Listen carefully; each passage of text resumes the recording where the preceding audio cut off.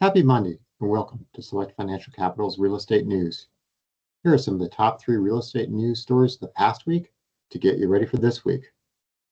First off, San Francisco luxury housing is booming with AI.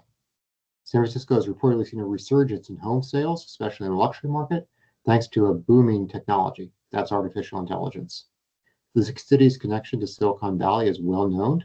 That, combined with the recent upswing in AI startups, means San Francisco is getting a lot more attention, a lot more activity in its luxury home market. It's led to a boom in luxury home markets with, quote, more homes sold above 20 million in San Francisco in 2024 than in any other year in its history. That was from Sotheby's Chief Marketing Officer, Bradley Nelson, in an article with Bloomberg.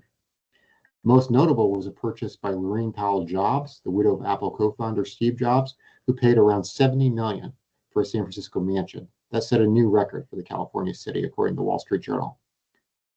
Now, with AI looking to be primed to dominate the tech market going forward, many buyers are looking to not just buy, but also pouring millions into multi-year custom reservations, setting clear intentions that they plan to take up residence in the city, according to Robb Report.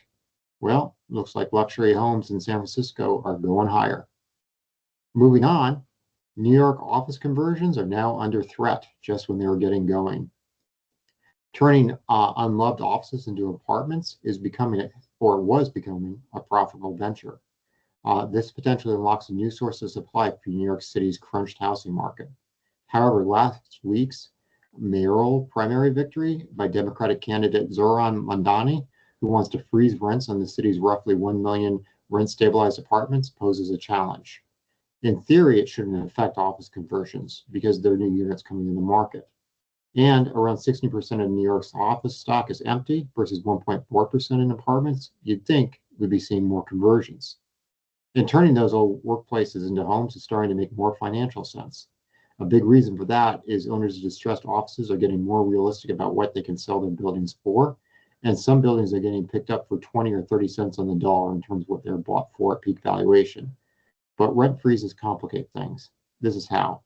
A conversion typically takes advantage of a tax incentive that gives them a 90% property tax exemption for up to 35 years.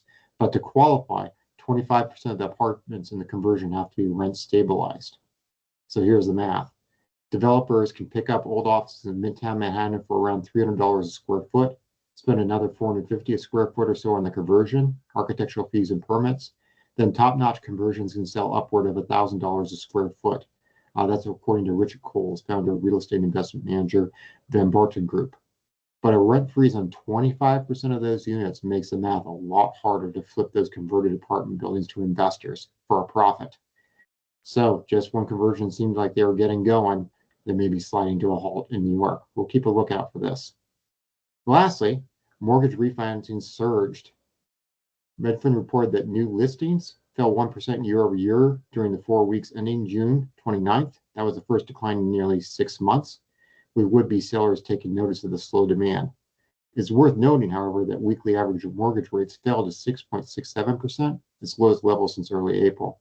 This led to a surge in refinancing, with current homeowners seeking savings. Applications to refinance a home loan rose 7% compared with the previous week, according to the Mortgage Bankers Association seasonally adjusted index. Demand was 40% higher than the same week a year ago. The average contract interest rate for 30-year fixed mortgage with conforming loan balances of $806,500 or less decreased to 6.79% from 6.88%, with points falling to 0.62 from 0.63, including the origination fee for loans with a 20% down payment. Net result, we saw more mortgage refinances. We've got potential for even more of that if mortgage rates go lower still. We'll see what the rest of the year has in store for us. Thanks for joining me for this update on real estate news. Please visit our website, selectfincap.com. Get on our free newsletter for updates, as well as a look at exclusive commercial real estate investment opportunities. Thanks a lot. I'll be giving you a news update in another week.